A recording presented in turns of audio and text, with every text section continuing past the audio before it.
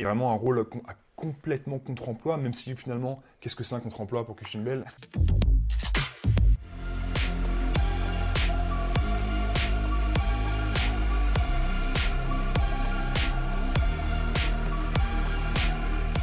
Oh man!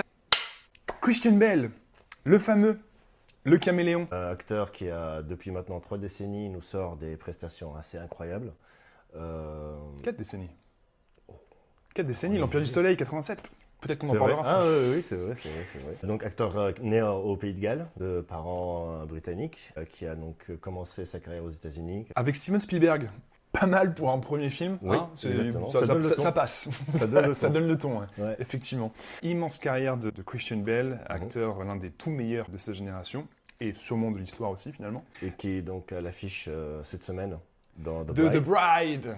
de Maggie Gyllenhaal. Et si vous avez manqué notre critique salée sur The Bride, n'hésitez pas à la voir juste ici et revenez nous dire ce que vous en avez pensé. Oui, actuellement à l'affiche de The Bride de Maggie Gyllenhaal, donc l'opportunité parfaite de revenir un peu sur sa carrière, Exactement. de ce Exactement. grand monsieur, de ce grand acteur. Donc chacun d'entre nous a sélectionné 5 films de Christian Bale où on considère que c'est ses meilleures performances. C'est pas forcément ses meilleurs films, mais c'est là où on a trouvé qu'il a eu un impact XXL. Tout à fait, les 5 meilleurs rôles. Et il y a du choix dans la riche carrière de Monsieur Christian Bale. Mais avant de parler de ce grand acteur, merci d'avoir cliqué sur cette vidéo. On espère qu'elle vous plaira. Si jamais c'est le cas, n'hésitez pas à nous laisser un pouce en l'air et à commenter avec nous. Dites-nous, vous aussi, quels sont les 5 meilleurs films selon vous de Christian Bale, qu'on en discute ensemble. Et si vous aimez un peu ce qu'on fait ici avec Cinéphage, n'hésitez pas à vous abonner, ça nous aiderait beaucoup. Donc, Christian Bale, immense acteur, on l'a dit, Oui. caméléon, acteur qui adore se transformer. Exactement. C'est peut-être d'ailleurs en fait ce qui peut-être définit le mieux sa carrière, les transformations physiques. Donc c'est un acteur qui, oui, fait de grandes transformations physiques, mais qui également se cache bien derrière son personnage. Le jeu va avec la transformation. C'est pas parce qu'il est méconnaissable avec le maquillage, la transformation, etc. Mais il est tellement fondu dans son personnage qu'on ne voit plus Christian Bale, mais on voit le personnage qui est plus sur le devant de la scène, quoi. La marque des grands acteurs, s'il en est. Alors tout à fait d'accord avec ce que tu viens de dire, mais moi j'ai quasiment l'impression qu'il a besoin de ça pour vraiment devenir quelqu'un d'autre. Dire qu'il ne s'est pas transformé ne veut pas forcément dire que ça va être un mauvais rôle, on verra dans le top. Oui, tout à fait. Par contre, si on prend ses rôles peut-être un peu moins marquants, il est jamais vraiment mauvais, très rarement, mais ses rôles un peu moins marquants, c'est qu'on note que peut-être qu'il n'y a pas eu de transformation. Peut-être qu'il a besoin aussi de jouer quelqu'un de complètement différent de lui-même pour pouvoir vraiment se fondre complètement dedans. Au final, on ne sait pas, enfin pour d'autres acteurs, on sait plus ou moins comment ils sont, on les voit en interview, etc. Personne, c'est un mystère. Le vrai Christian Bale, ça reste un mystère. Personne ne sait comment il est. On sait qu'il est colérique. A priori, ouais, Voilà. vu sa gros pétage de plomb sur le tournage de Terminator Salvation Renaissance en 2008, Ouais. Ouais. très connu. I want you off the fucking set, you prick! I'm sorry. No, don't just be sorry. Think for 1 fucking second. Mais ça va un peu avec son intensité aussi. Exactement. Il est C'est un jusqu'au boutiste, perfectionniste. acteur studio, jusqu'au boutiste. Enfin, il n'est pas l'acteur studio, mais cette démarche-là, de un peu quelque part à la De Niro, à rentrer vraiment dans la peau d'un personnage, ou Pacino, dont on a parlé d'ailleurs sur cette chaîne, si vous voulez aller voir le top juste ici. C'est vrai que, comme tu l'as dit, c'est un mystère. Il y a beaucoup de gens qui ont découvert en interview, genre début des années 2010, un peu quand les réseaux sociaux, YouTube, c'est un peu popularisé. Ah tiens, il n'est pas américain, Christian Bale, en fait. C'est l'un des rares acteurs, justement, qui travaille tellement ses accents qu'on arrive vraiment à croire qu'il est américain, anglais, ou ça fait partie de son travail. Absolument. Et c'est vrai que autant certains acteurs, si on compare peut-être, léger comparatif avec l'autre, peut-être plus grand acteur de cette génération, Oui. DiCaprio, dont on a aussi fait une vidéo, c'est vrai que DiCaprio a peut-être plus tendance à avoir un registre un peu plus marqué, mais il va un peu varier dans l'intensité. Exactement. Christian Bale est peut-être dans l'ensemble un peu moins intense, entre guillemets. Par contre, il est méconnaissable de film en film. Il n'a pas les mêmes tics de jeu Ouais. que DiCaprio peut avoir. Ouais. C'est parce que DiCaprio, c'est vraiment sur l'intensité, mais là, quand on regarde Christian Bale, moi, il me rappelle un peu plus un Daniel Day-Lewis. Oui. Dans la Ouais. préparation, dans comment il aborde son personnage, comment il le travaille, etc. Mais c'est vrai que c'est quelqu'un qui se consacre à 1000% à l'histoire, à son personnage. Il travaille beaucoup ses personnages, il donne beaucoup de notes aux réalisateurs en leur disant « je le verrai plus comme ça, je le verrai plus comme ça », parce qu'il vit en tant que ce personnage-là, au quotidien. Donc c'est pour ça qu'il arrive à donner des performances transcendantes de temps en temps, dont on va parler aujourd'hui, sans forcer le trait, même sans intensité, il arrive à être extraordinairement bon. Absolument. Il disparaît dans ses rôles, clairement. Ayant dit tout ça, si on passait directement au top. Oui. Hein, donc, encore une fois, les 5 rôles que l'on préfère de sa carrière. Tu veux te lancer? Oui. En place numéro 5, j'ai mis The Dark Knight. Ok. Batman. Batman. Parce qu'il arrive, avec Christopher Nolan évidemment, mais il arrive à ressusciter un super-héros qui était donné pour mort, après tous les remakes qu'il y a eu avec Val Kilmer, George Clooney, etc. Et avec son jeu, il arrive vraiment à donner ce Batman gothique, mais pas juste ce Batman gothique en tant que super-héros, même le Bruce Wayne qui est derrière, il lui donne plus de profondeur. Jusque-là, il était traité comme le milliardaire playboy, etc. Et là, Christian Bale arrive, il amène de la profondeur au personnage, il amène les motifs qui l'ont poussé à ça, parce que jusque-là, ils ont tué mes parents, j'ai peur des chauves-souris, je suis Batman. Alors que là, on voit tout son parcours initiatique dès le début, où il commence à s'entraîner, où il découvre un peu qu'il a un calling qui est un peu supérieur, une vocation qui est un peu supérieure à juste dépenser son héritage et à gérer une entreprise. Finalement, en tant que performance de super-héros, je pense que c'est qui est la plus aboutie sur la trilogie que j'ai pu voir dans ce genre de cinéma. Ah ben, on commence fort, je suis pas du tout d'accord. Mais alors, pour clarifier les choses, tu parles du deuxième film ou tu parles de la trilogie dans l'ensemble? Non, l'arc de Batman sur la trilogie, Ah. en coupant un peu la dernière demi-heure du dernier film où vraiment c'est happy ending. Ou le dernier machin. film en entier, non, tu peux, non, peut-être, non, je crois. Ouais, Ok. sur le début c'est assez intéressant, mais c'est vrai qu'après ça part complètement dans tous les sens. Ouais. Ok, tu triches un peu, tu mets 3 films là, mais ok, allez, on accepte. Ouais. Moi, je trouve qu'il est. Alors, forcément, c'est bien que t'en parles parce que bon, c'est quand même son rôle le plus connu, peut-être Oui, encore aujourd'hui. évidemment. Par contre, je trouve qu'autant, effectivement, le premier film est plutôt intéressant, tout le parcours, les raisons. Alors, bon, l'écriture c'est autre chose, on n'est pas forcément là pour parler du film en détail, mais les raisons, tout le personnage Bruce Wayne, qui c'est vrai était plus des esquisses, des silhouettes dans les films de Burton. Joué par Michael Keaton dans cette série-là. Là, il devient un vrai personnage avec des vraies motivations, clairement explicité à la Nolan, dans l'écriture bourrine de Nolan, qui va tout nous expliquer bien pourquoi il fait tout, mais bon, on en reparlera une autre fois. Ayant dit ça, je trouve que Bale est un excellent Bruce Wayne, mais c'est pas un bon Batman. Ah oui, moi je vois ce que tu veux dire. Je trouve qu'il est super le côté Playboy, le côté un peu James Bond, qu'on ne voyait pas trop dans les anciens. Ça, il le fait très très bien, il a le charme, il a le charisme et tout. Par contre, alors je trouve que la voix de Batman, ça a super vieilli, ça a vraiment mal vieilli. I'm Batman. Oui. Alors, le premier film, ça va encore, mais en fait, dans le deuxième film, et après, là, c'est limite cancer de la gorge. Quoi. Enfin, Oui. il y a moult vidéos et blagues sur Internet à ce niveau-là, donc c'est connu aujourd'hui, mais... Ça atteint son summum dans le troisième film, dans les dialogues qu'il a avec Bane, parce qu'on comprend rien. On comprend rien. Enfin, moi, je trouve que ça a très mal vieilli, et son jeu physique, je suis pas fan. Donc, non, vraiment, pour moi, c'est un bon Bruce Wayne, mais un mauvais Batman. Je suis beaucoup plus fan de la prestation de Pattinson dans le dernier Batman, qui, pour le coup... Alors là, c'est un meilleur Batman qu'un Bruce Wayne, mais on en reparlera. Donc ouais, ok, je comprends pour la marque que ça a dans sa carrière, rôle iconique. Oui. Par contre, en ce qui concerne le jeu, 50%, je suis pas vraiment d'accord. Ok. Bon. De toute façon, il n'est que cinquième. Hein. Oui, c'est vrai. Très bien. Et bien moi, de mon côté, j'ai Out of the Funish. Je sais pas comment le dire en fait. And what the fuck is it with you? En dehors de la fournaise. Rôle assez méconnu, je pense. Film Ouais. assez méconnu. Donc je voulais forcément parler pour le mettre un peu en avant. J'ai beaucoup hésité avec la 5e place. J'ai beaucoup hésité avec un autre rôle qui est bien plus connu. Bien plus connu. Peut-être que je le dirai à la fin, mais je trouve que, voilà, comme Out of the Furnace, c'est vraiment un rôle qui sort du lot dans sa carrière parce qu'il est normal. Oui. C'est un homme normal, Russell Baze, qui travaille dans l'industrie métallurgique dans la région de Pittsburgh, en Pennsylvanie. Donc région post-industrielle désertée, beaucoup de pauvreté, les gens sont un peu dans la survie. Le film est à moitié une sorte de drame social et l'autre moitié un thriller, un polar. Le film Bosquivo, il est pas mal, mais il n'est pas exceptionnel. Il y a une vraie ambiance, mais il n'est pas marquant plus que ça. Par contre, Bale sort une prestation beaucoup plus en retenue. Il n'a pas pu se cacher justement derrière des artifices, entre guillemets, du genre prendre du poids, perdre du poids, la chose pour laquelle il est très connu. Mais il est dans une tonalité très en retenue. Il ne parle pas beaucoup. Il y a des dialogues avec son frère, Casey Affleck, qui revient de l'Irak, etc. Il y a quand même ce côté social, ce côté drame intimiste assez marquant.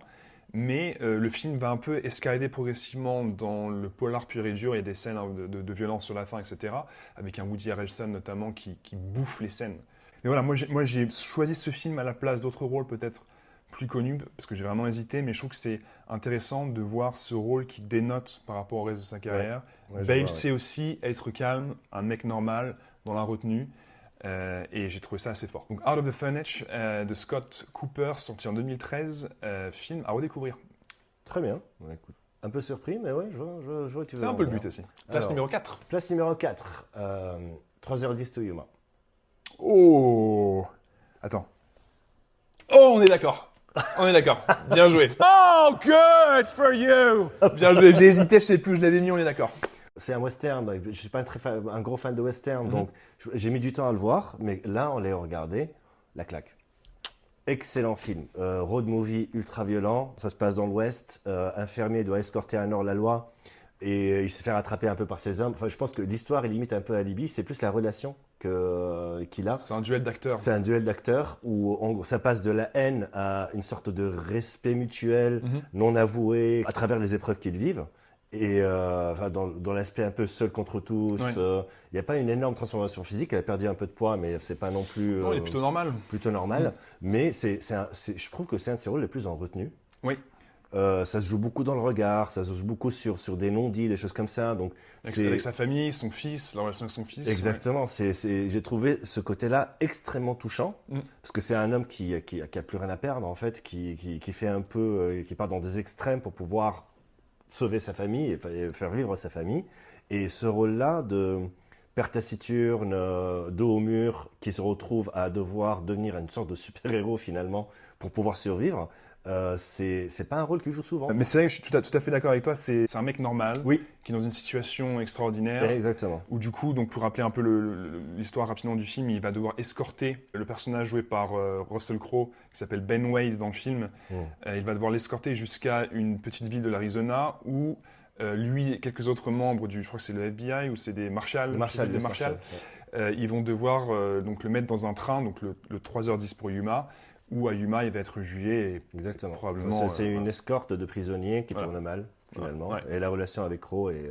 Beaucoup du sel du film est là. Oui. Mais moi, j'aime beaucoup aussi toute la relation avec sa famille. Il y a une réplique qui est incroyable. Quand sa femme essaie de le retenir et qu'il explique on n'a plus rien, moi je suis plus rien depuis que je suis revenu de la guerre, parce que c'est un vétéran, Ouais. et qui dit j'en ai assez de voir mon fils qui me regarde comme ça et toi qui ne me regarde pas du tout.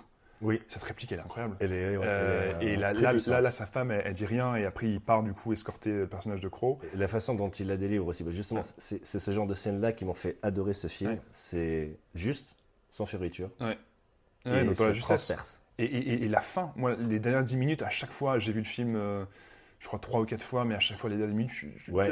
vraiment, je trouve qu'il y a de l'émotion. C'est vraiment c'est le bel Hollywood, quoi. C'est l'action, bien joué, avec de l'émotion. Avec de la profondeur, La avec profondeur. des enjeux. C'est vrai que ce film-là, peut-être le meilleur western de sa décennie, extrêmement Potentiellement, ouais. C'est un sous-coté. sérieux candidat, ouais. Extrêmement sous-coté à mon avis parce que Comme James Mangold dans son ensemble. oui, c'est vrai, mais c'est vraiment dommage parce que c'est ce genre de film-là qu'on devrait voir. Ça aborde de façon très saine les relations qu'on peut avoir, même dans l'adversité, le fait de pouvoir se serrer les coudes, la solidarité dans l'adversité, le jusqu'au boutisme d'un père, etc. C'est des espoirs. sujets super intéressants, Ouais. mais on les voit pas assez au cinéma. Et au service d'une finale d'un film, voilà, western aventure, très très bien foutu. James Mangold, encore une fois, vraiment, c'est pas Spielberg, c'est pas Nolan, c'est pas ce niveau-là. Par contre, il a quand même une sérieuse bonne filmo. Il sait raconter des Il histoires. s'est raconté l'histoire très très bien. C'est un réalisateur très solide qui a retourné avec Bale depuis. Toute la période entre 2005 et 2008, entre les deux Batman, il a fait beaucoup de films intéressants Oui. qui sont moins connus parce que moins flashy. C'est le remake d'un film de 1957 que je n'ai pas vu. Donc si vous avez vu les deux versions, la version de 57 et la version de 2007, n'hésitez pas à nous donner votre avis sur les deux films. Mais vraiment, 3:10 to Yuma, c'est un film qui mérite à être redécouvert et la prestation de Bale avant toute chose. En Oui. premier lieu. Exactement. Super, on est d'accord pour le 4, parfait. Exactement. Place numéro 3, Fighter. The Fighter. Ouais. Ok, Euh, j'ai hésité moi, j'ai beaucoup hésité. Ouais, c'est vrai qu'il n'a pas le premier rôle. C'est plus un film qui est porté par lui et par Mark Wahlberg. Mhm. Mais j'ai trouvé sa prestation bluffante. Pour redonner un peu le cadre du film, c'est l'histoire donc de ce boxeur de Mark Wahlberg qui, en gros, est plus un sparring partner qu'un espoir de la boxe qui va grimper, qui va avoir du succès et qui est entraîné par son frère, donc joué par Christian Bale. Donc la relation entre deux frères, on a un peu d'admiration et de haine en même temps, entre celui qui a un peu déjà tout perdu, qui a plus d'espoir dans la vie, et celui qui est encore jeune, mais qui est en train de gâcher un peu sa chance selon son grand frère. Et donc il essaie de se tirer un peu les deux vers le haut, mais de façon tellement maladroite que ça crée des tensions, que ça crée des problèmes entre les deux. Il y a un moment un peu charnière dans le film où ils se séparent à cause de la copine de Mickey qui veut lui faire quitter un peu sa famille toxique, etc. Joué par Amy Adams. Joué par Amy Adams, justement. Pas la première fois qu'elle joue avec Christian Bale, d'ailleurs.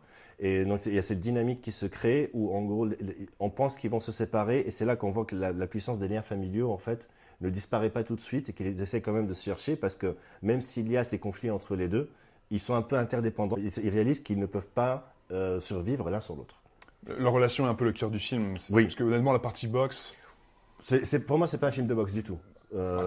Oui, c'est pas le sujet principal. Oui, c'est pas là qu'est l'intérêt du film. L'intérêt du film n'est pas là. C'est comme beaucoup de films d'ailleurs qu'on a vu sur le sport où le sport est juste le point d'ancrage, mais pas le point vraiment, le thème principal du film. C'est plus sur la relation entre frères, sur cette dynamique-là, sur ce qu'on est prêt à faire pour réussir, les sacrifices qu'on doit endurer pour pouvoir réussir dans la vie, même si notre cœur nous dit de faire autrement, on n'a pas le choix. Il y a des choix à faire qui peuvent être parfois vraiment très durs à prendre. Oui. Ouais. Non, c'est bien que tu en parles parce que clairement, il a eu l'Oscar pour du meilleur second rôle pour ce film. Grosse prestation. J'ai beaucoup hésité pour un peu revenir sur ce que je disais pour la place numéro 5. J'ai vraiment hésité à mettre Fighter en 5. Ah, d'accord. Mais comme je suis pas un grand fan du film, je l'avais bien aimé au cinéma quand je l'avais vu, mais à le revoir, je trouvais ça chiant en fait. J'ai trouvé ça. Toutes les scènes où il n'y a pas Bale, en fait. Oui. Wahlberg, c'est l'une de ses meilleures prestations, je pense. Oui. Mais ça reste Wahlberg. Oui, voilà. T'es pas fasciné par un bon Wahlberg avec un Bale moyen, c'est. Voilà. Toute la relation qu'il a dans le film avec Amy Adams et tout, je trouve ça vraiment. Moi, ça m'intéresse pas.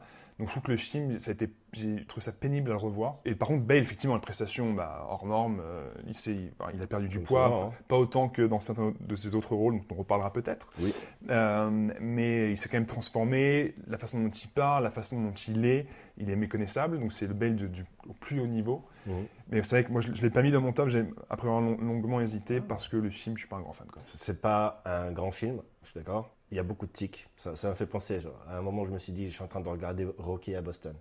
C'est un peu ça. Ouais, non, c'est bien que tu en parles parce que je te dis, Out of the Funny, je me suis dit, il va sûrement mettre Fighter. Ouais. Donc voilà, comme ça, tu parles quand même du rôle qui lui a valu son Oscar. Donc, oui. Qui est quand même un grand rôle pour lui. Parfait. De mon côté, qu'est-ce que j'ai mis ? J'ai mis en place numéro 3 The Big Short. Ah, j'ai beaucoup hésité sur celui-là. Ouais. Ah, moi, ça m'est sauté. Je l'ai revu pour le film.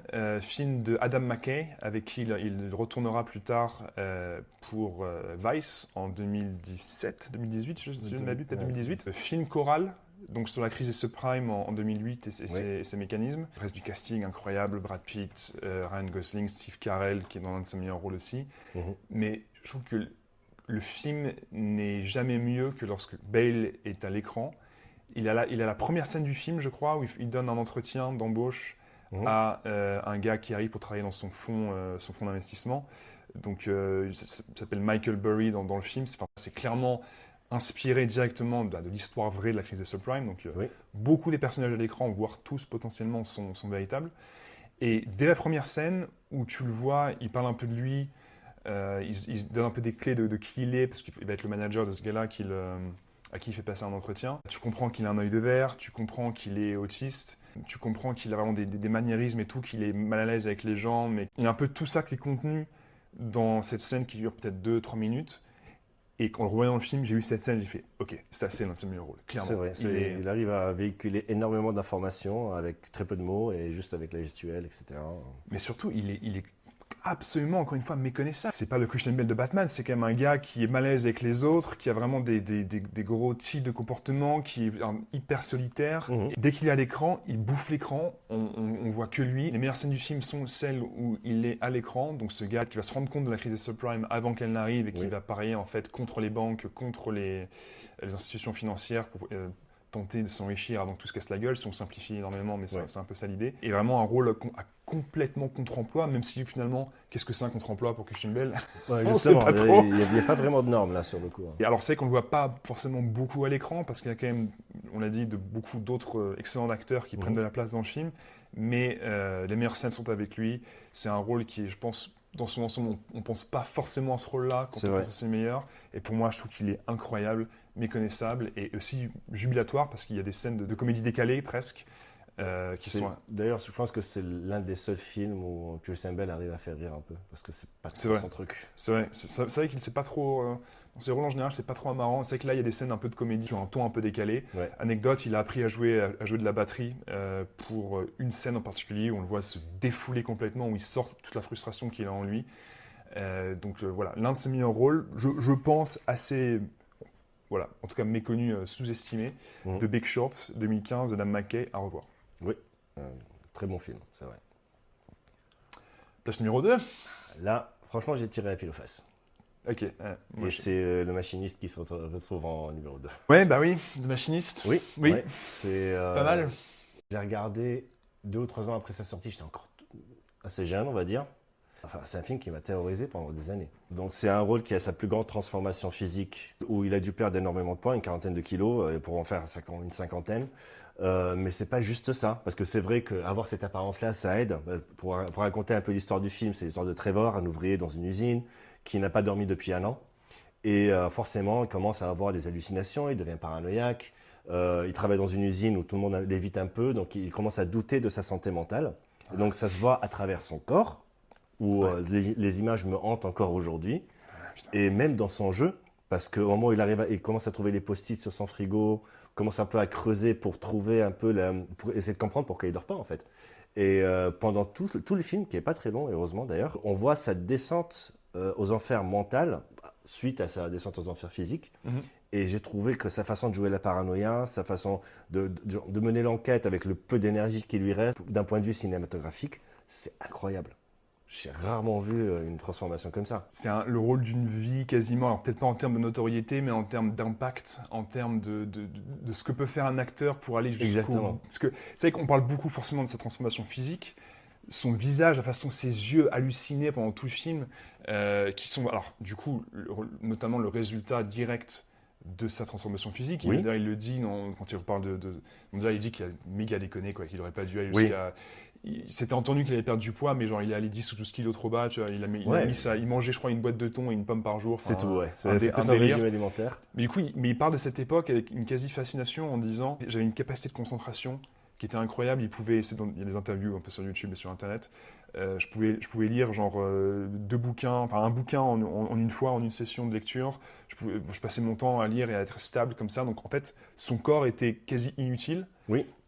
Parce que Il avait plus qu'un cerveau. capable, donc du coup son esprit était en totale quasi concentration, éveil, et donc forcément ça a servi son interprétation. Oui, oui, oui. Mais ça ne l'a pas handicapé parce qu'il faut quand même une force de concentration dans ce physique-là pour pouvoir rester dans le personnage. Il est devenu Trevor pendant la durée du tournage et je pense qu'en termes d'engagement en tant qu'acteur, c'est quelque chose qui dépasse l'entendement, qui dépasse tout ce qu'on a pu voir dans l'histoire du cinéma. On a rarement vu ça, ouais, c'est extrêmement marquant. Je n'ai pas grand-chose d'autre à ajouter par rapport à ce que tu as dit, mais ouais, film incroyable d'un réalisateur, Brad Anderson, qu'on n'a pas revu vraiment depuis, ce qui est un peu étonnant. C'est dommage parce qu'il était doué. Le film, c'est pas juste la prestation de Bale, hein, c'est aussi le film en soi, un très bon film, bien réalisé, petit budget. Ouais. Avec une photo très granuleuse, ça reste du bon cinéma. Donc c'est dommage que Brad Anderson n'ait pas enchaîné sur d'autres films derrière. Quoi. Absolument, absolument. Rien à ajouter, peut-être que j'en reparlerai un petit peu. Peut-être, ouais. Bah moi, de mon côté, en place numéro 2, j'ai donc un peu l'autre, si je comprends bien, de notre top 2 un peu mélangé, American Psycho.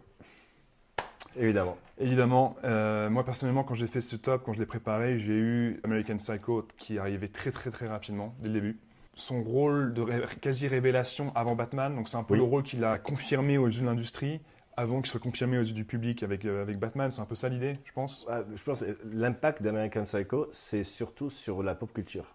Oui, alors c'est vrai qu'aujourd'hui, on voit trop, le personnage fascine, on voit trop de mèmes, on voit trop d'images un peu comiques en ligne. C'est vrai que le film, donc, réalisé par Mary Aaron en 2000, qui est donc une adaptation du roman de Bret Easton Ellis, roman culte des années 80. Le film, qui d'ailleurs est un bon film, un vrai bon film. Très bon film. Qui a un angle un peu différent, pas autant jusqu'au boutiste que le roman, mais qui est un très bon film.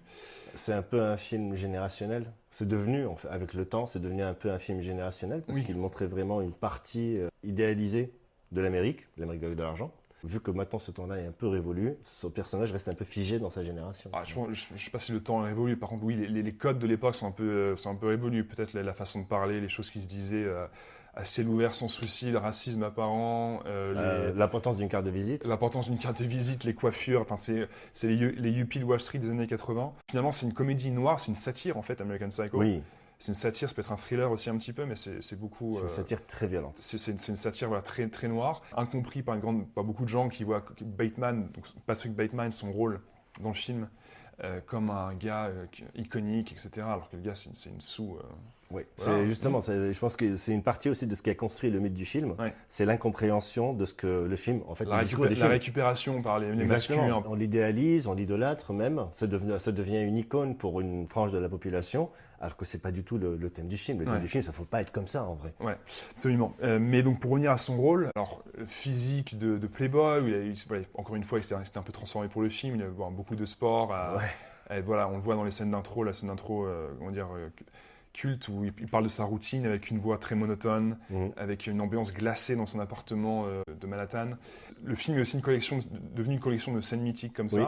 Mais lui, sa transformation, elle est à la fois donc, dans le corps, elle est aussi dans la voix, dans ses expressions faciales. Je pense que c'est peut-être dans les films où au niveau de ses expressions, la façon dont il joue avec ses yeux, avec ses... même très connu là, où il est le plus...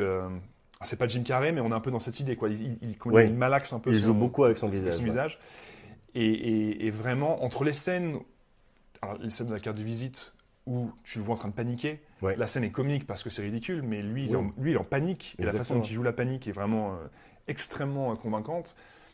Des scènes où c'est l'hystérie, meurtrière. Il y a des scènes où il est perdu, où il est quand même la scène, je crois, vers la fin, où il comprend que peut-être ce qu'on pense qu'il faisait pendant tout le film, peut-être que c'est juste dans sa tête, on spoil un peu ici, mais voilà.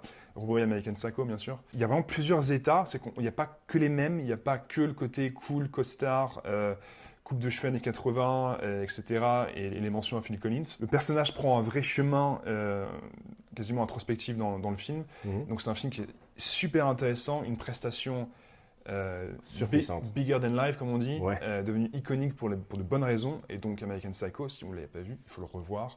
Pas que pour Bale, mais surtout pour Bale. De toute façon, on va pas s'arrêter là parce que, logiquement, moi je l'ai mis en place numéro 1. J'aurais été surpris si ça n'avait pas été le cas. Clairement, parce que tout ce que tu as dit, c'est exactement ça. C'est le côté vraiment la caricature au vitriol d'une certaine génération, d'une certaine frange de la population des États-Unis, Wall Street, pour faire court. L'Amérique de Trump. Exactement, 80, hein. des années 80.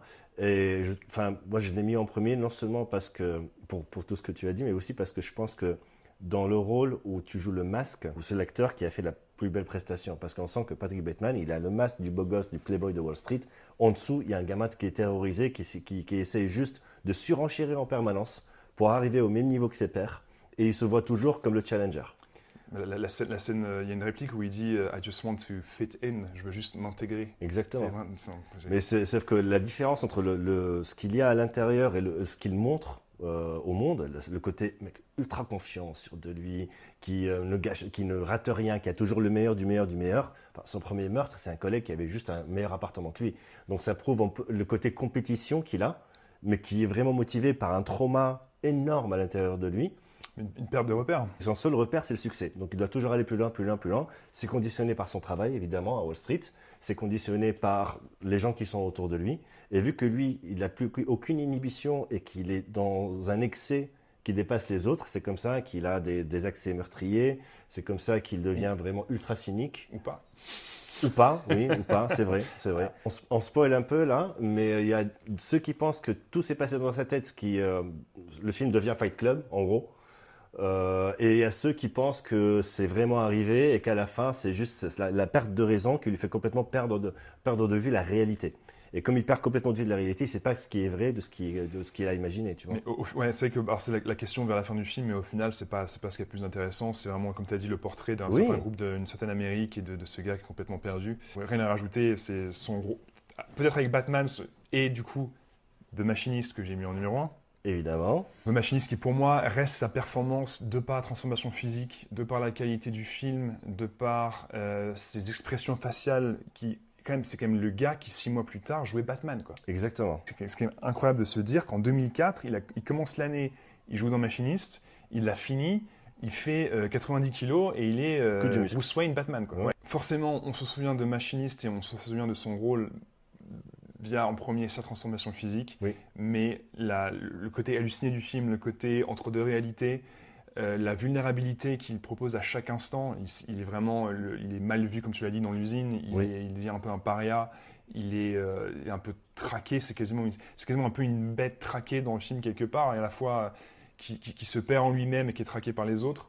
Donc vraiment, c'est un film qui ressemble à aucun autre, qui est assez incroyable. Avec American Psycho, les places numéro 2 et 1 sont un peu interchangeables, mais je trouve que, effectivement, peut-être parce qu'il y a ce changement physique, Machiniste reste encore plus mémorable pour moi. Mais voilà, on a parlé des 2 et 1, pour moi, c'est ces 2 plus grands rôles. Clairement, c'est diamétralement opposé. Ouais. Mais les deux s'imposent, ça montre à quel point c'est un bon acteur. Parce que ces 2 meilleures prestations sont tellement éloignées l'une de l'autre, ils jouent jamais 2 fois le même rôle finalement. Absolument. Et c'est pour ça qu'on n'arrive pas à le mettre dans une case. Absolument. Donc voilà pour notre top 5 des films de Christian Bale. On fait une petite liste de mentions, un peu rapidement, de mentions mémorables. Moi, quand même, Rescue Dawn, 2006, de Werner Herzog. Ouais. Encore une fois, transformation physique. Donc le gars, 2004, il fait 50 kilos. 85 pour Batman. Et ensuite, il refait 60, je crois, pour Rescue Dawn. Donc le médecin de Bale devait être fou. Mais bon film, notamment via la transformation physique, encore une fois, via le changement d'état. Voilà, c'est pas non plus son firmament, mais ça se mentionne quand même. C'est vrai, c'est vrai. Et après, moi, je voulais faire une mention pour un film qui, peut-être, n'est pas listé comme une de ses meilleures prestations, mais qui, à mon sens, est extrêmement puissant. C'est dans un Marvel, c'est dans Thor Love and Thunder, où il joue le tueur de Dieu.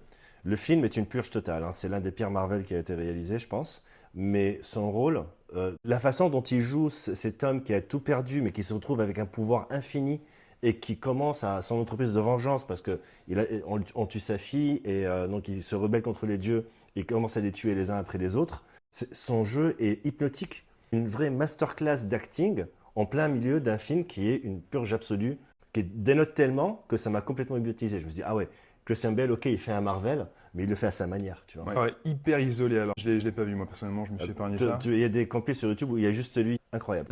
Don't really care. The Fighter, c'était une même mention, t'en as parlé. Sinon, quand même, Knight of Cups, pour moi, c'est un rôle très différent, muti quasiment. C'est quasiment un rôle muet, il n'y a pas beaucoup de dialogue dans le film. Hein. Comme toujours chez Malik, c'est de la voix off. C'est beaucoup de voix off. Ouais. Film décrié, c'est la période vraiment décriée de Malik entre à peu près À la merveille et Song to Song avec Ryan Gosling. Et vraiment, je trouve que Knight of Cups, il y a quelque chose d'intéressant. C'est ce portrait d'un gars qui erre comme une âme en peine dans Los Angeles des années 2010. Moi, j'aime bien. Bon, moi, je suis fan de Malik, je suis un peu biaisé, mais j'aime beaucoup. C'est vrai. C'est un joli rôle. La dernière mention, pour moi, ça serait American Bluff, American Hustle. Ouais, j'y ai pensé en mention. Il est bon. Et d'ailleurs, on parlait de l'aspect comédie, et là, il le fait. Là, il en parle dans la comédie. Oui, justement, je pense que c'est son seul rôle où c'est assumé d'être comique. Ouais. Donc, quand même, je suis pas un gros fan du film, on l'a revu un peu récemment. Ouais. Ça marche pour un visionnage, mais je trouve que ça supporte pas trop les revisionnages. Par contre, Bale, il prend beaucoup de place, il est un personnage de loser, encore une fois, qui est assez intéressant de sa part. Il s'est transformé, il a pris beaucoup de poids, il est chauve, il a un toupet les lunettes, dégueulasse. Enfin, bref, c'est assez savoureux de le voir comme ça, et je pense que c'est un rôle qui vaut la peine. J'avoue, je suis surpris que tu n'aies pas mentionné The Prestige. Je m'attendais à que tu vous dises... Je sais pas. C'est pas vraiment un film qui donne la place aux acteurs. Exactement, ouais. C'est ultra dirigé. Après, il y a cette dualité aussi. Il se donne la réplique avec Hugh Jackman. C'est un film qui est ultra écrit, etc. Ça laisse peu de place à la fantaisie et vraiment pour qu'il puisse donner une dimension supérieure au personnage. Tu vois. Voilà, puis on pourrait en citer plein d'autres, mais... il a rarement fait de mauvais films. Rarement, à part récemment. Tout récemment, très très récemment. Bref, carrière extraordinaire, Christian Bale, l'un des tout meilleurs acteurs, on a dit, de sa génération, qu'on attend prochainement, je pense quand même, dans Hit 2, avec DiCaprio. Le fameux duel qui fait écho au duel qu'on a vu il y a plus de 30 ans avec De Niro et Pacino à l'époque. Ça va donner quand même. Moi, j'ai quand même hâte. Un préquel du film de Michael Mann. Je pense que le casting est plutôt bien trouvé pour succéder aux géants qui ont été là avant. Donc, très, très impatient de le voir. Ouais, on est très impatient. Peut-être le prochain grand rôle de Bale. Dans tous les cas, merci d'être resté avec nous pour avoir suivi un peu cette rétrospective de la carrière de Bale. Dites-nous, vous aussi, vos 5 films préférés, vos 5 rôles préférés plutôt de sa carrière, voir si on est d'accord ou s'il y a des films qu'on aurait oubliés. N'hésitez pas, encore une fois, à donner un petit pouce en l'air et vous abonner pour nous soutenir si vous aimez ce qu'on fait avec Cinéphage. Quant à nous, on se dit à une prochaine fois pour une prochaine vidéo. Avec grand plaisir. Super. Ciao. Ciao.